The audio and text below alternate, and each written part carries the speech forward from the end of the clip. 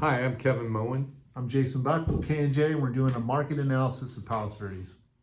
Yeah, and it's a pretty interesting week. We saw a ton of new inventory. We're starting to get back to what I relate to as kind of a very normal give and take market, where our inventory overall is up to almost 200 homes active on the market in a variety of price ranges.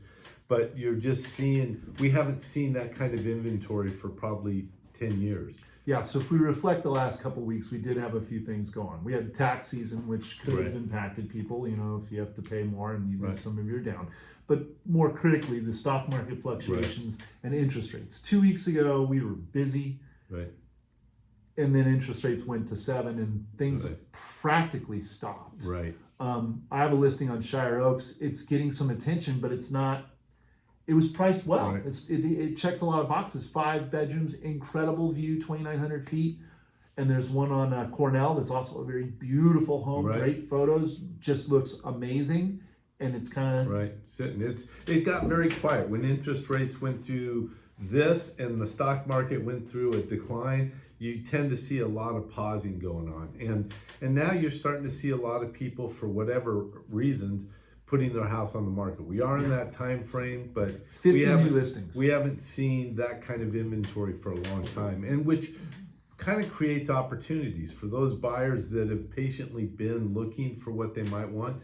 Now there's a whole bunch of options. You're seeing some stuff at the lower end pop up in affordability component. You have a lot of middle market opportunities in that 2 million range. It's been really interesting to see which ones are selling. And the Shire Oaks and the Cornell that I mentioned are both pretty clean, like turnkey.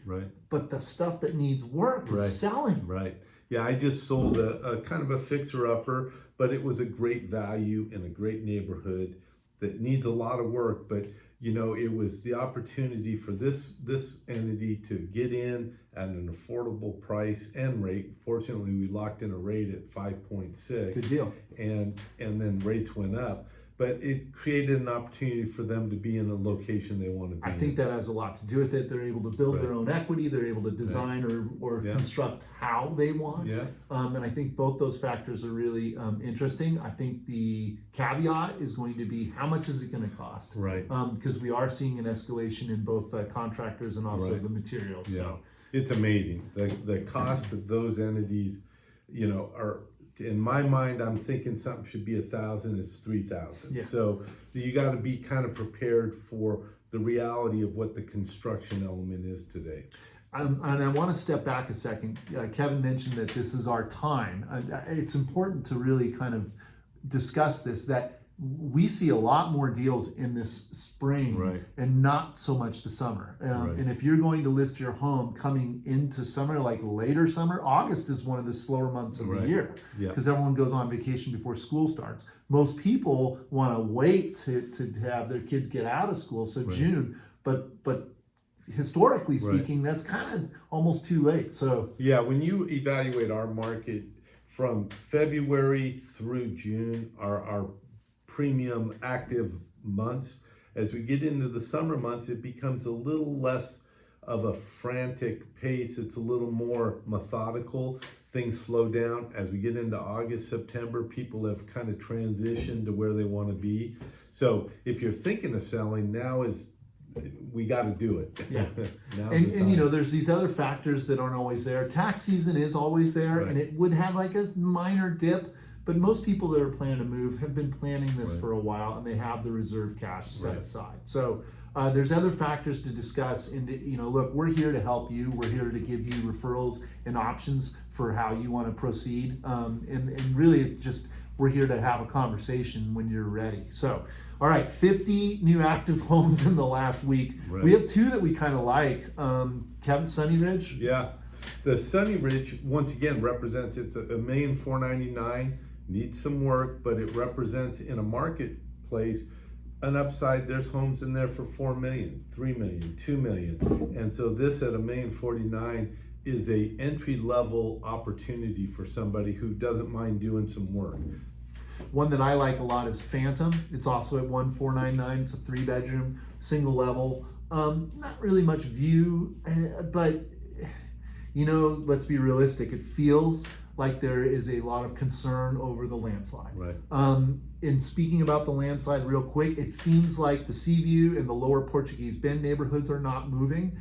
It seems like the Cinnamon near Wayfarers Chapel is still moving. And that's like, there's so much time and energy going into that. And now the word's out and it feels like people are just like, whoa. Right. So I have listings in the area. I'm happy to show them or talk about them, but it's been, you have a hesitating market, and then when you also add the elements of geological stuff, it's kind of a hard battle. It's hard to equate whether or not this has impacted the rest of the city. Right. It's definitely a concern for people, and they need to ask questions about it. But you really should talk to someone that knows this stuff. I mean, that area is very specific because of the composition of what's underneath the ground at 130 feet, which is bentonite. And I'm happy to talk to you about it, but it is a conversation that comes up quite a bit when someone's new to Palos Verdes and has heard about it or done their research. It's something that well, I know it's also impacting insurance providers and lenders who have a concern when they hear Rancho Palos Verdes as the zip code's flagged.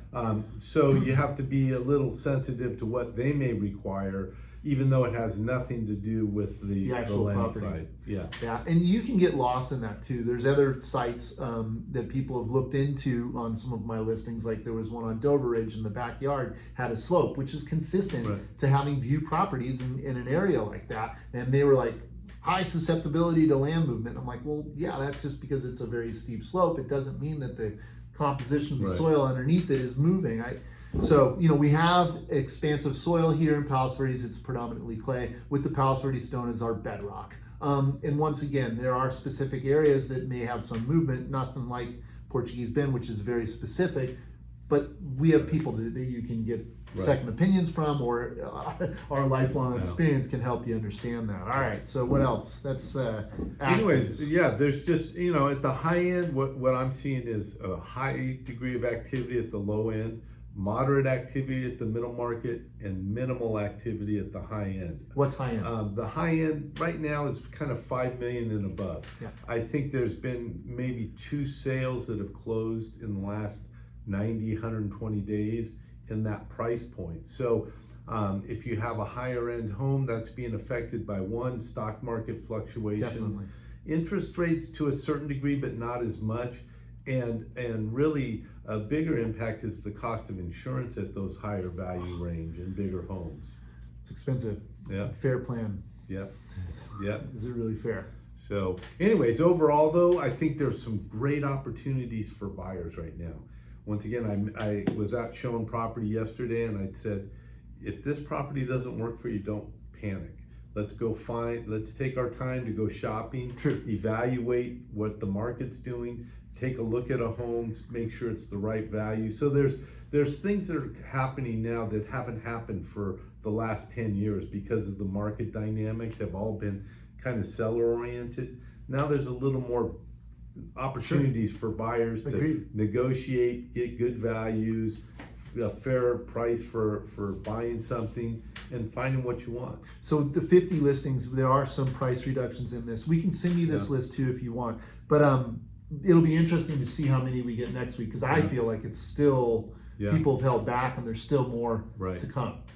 So we had about 13 go into escrow, whether they're just they got their contingencies or contingencies were removed. One, in fact, was going back to that fixer conversation. There was a home on Arrowroot priced relatively, it wasn't high, but it needed a lot of work. But it had a big lot and an ocean view, and it had multiple offers. Well, it had a lot of interesting criteria.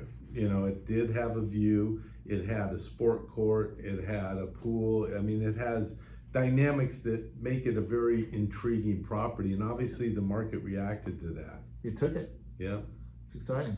And then we back out, we have 10 that have sold. Was there something exciting out of that? I can't remember. Oh yeah, there was one home that had been on forever down on Lower Media that they found, 2 years. So that's everything has its time and place, and that was its time and place to sell.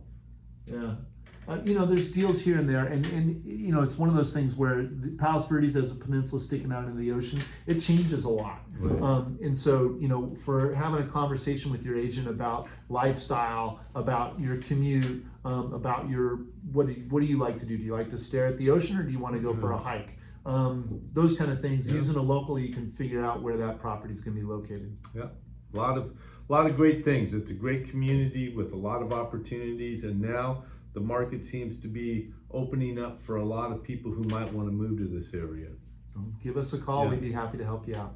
All right, we'll see you next week. Have a great day.